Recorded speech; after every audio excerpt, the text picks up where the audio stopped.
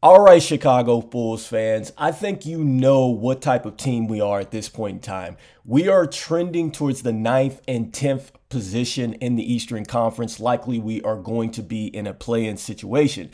But the biggest question is, what are we going to do as a franchise in the offseason to change the direction of the franchise for the next 5 or 10 years and be over 500 moving forward as a basketball team? So in today's video, I am going to be breaking down a Bleacher Report that is going to be telling us exactly what the Chicago Bulls will need to look forward to moving into the offseason and the 3 things that we have to look at here in the last month of the season. I'm Rico Greenhowe. I'm your host. This is Bulls Digest. Before we jump into it, wanted to let you know that 74.3% of you guys are not subscribers. Make sure that you hit that subscribe button so you can stay up to date with all the latest news and happenings with the Chicago Bulls, guys. So let's go ahead and jump into the first topic, which is DeMar DeRozan worth the max deal.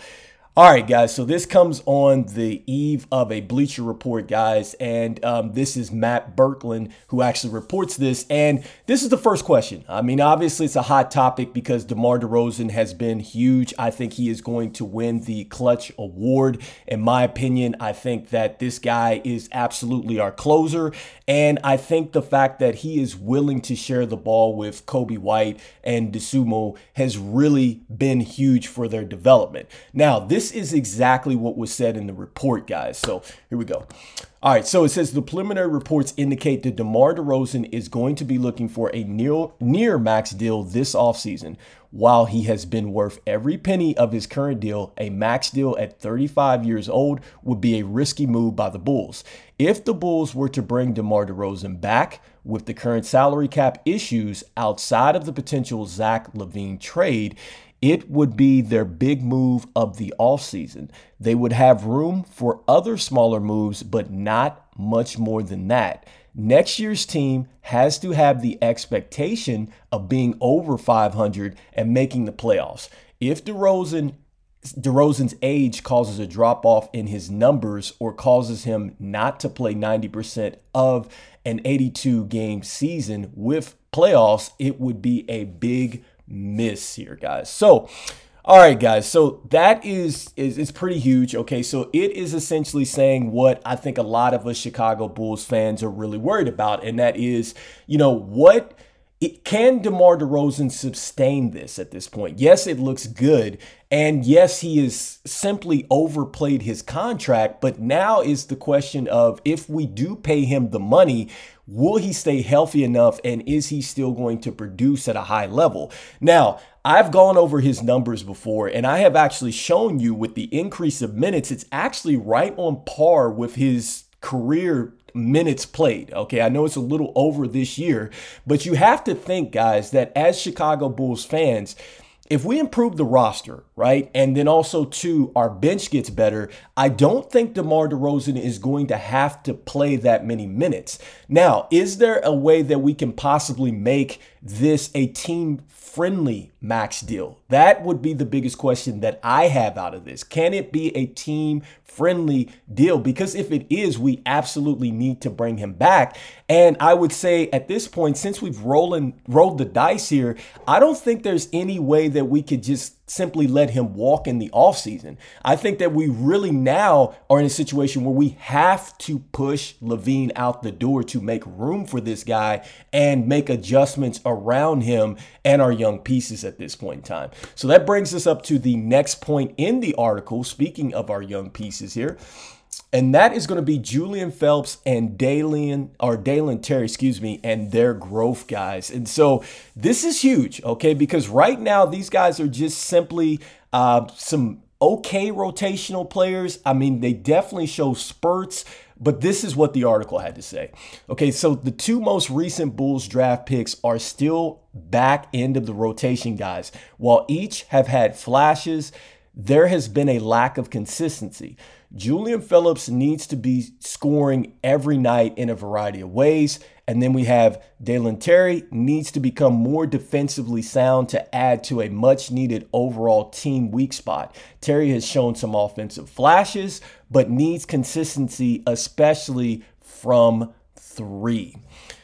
All right, guys. So, I mean, I'm going to push back on this article a little bit. Okay. The one thing that you can say about Terry is that his defense has been, I think, in my opinion, very good. And I have watched him in the Summer League. I've watched him up close and personal at the Summer League 2 years in a row.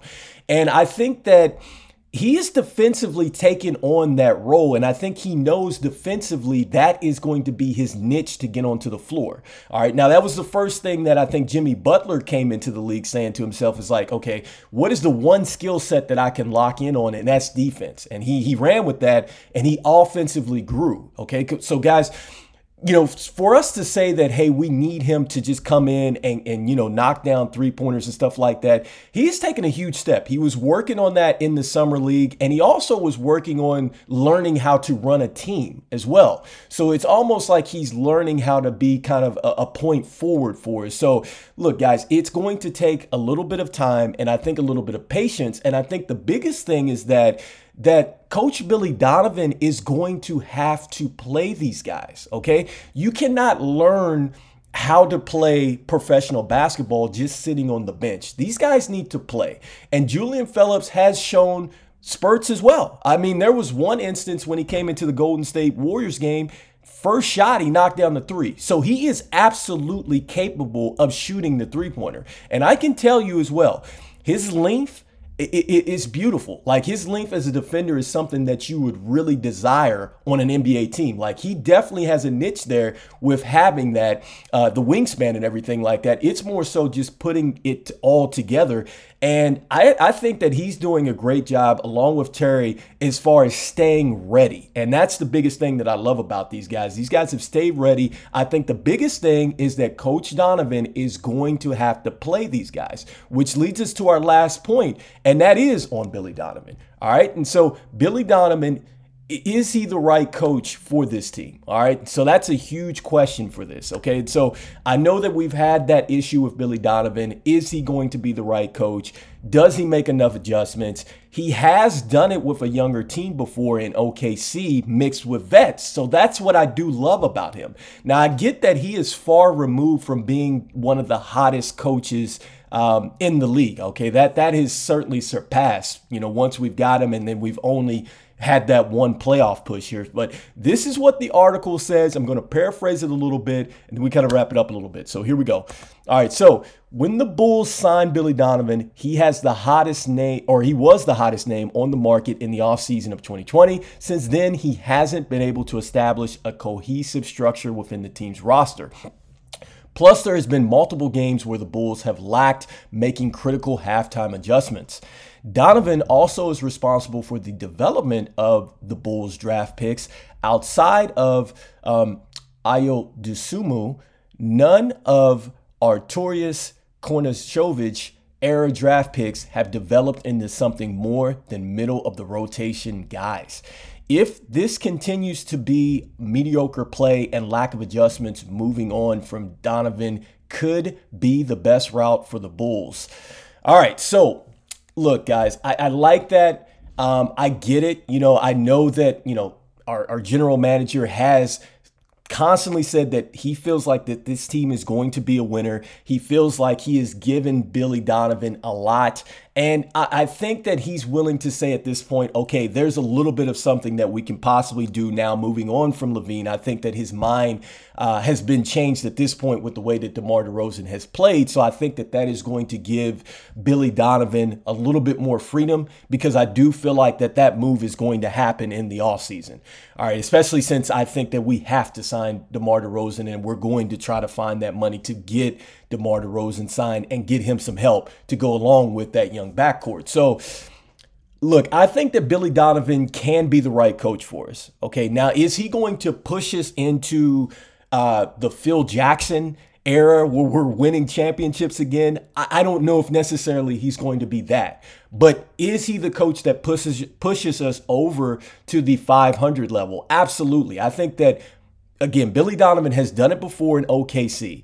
He did it with a young roster before, mixed with older players. All right. He even took an older Chris Paul with a younger Shai Gilgeous-Alexander and a Lou Dort, and he won games there as well. So it kind of mimics what's going on with Chicago. The question is, we have got to find a direction. I love what was stated there. Can we find a direction? Can we find a structure that is going to work for the Chicago Bulls? I've talked about that.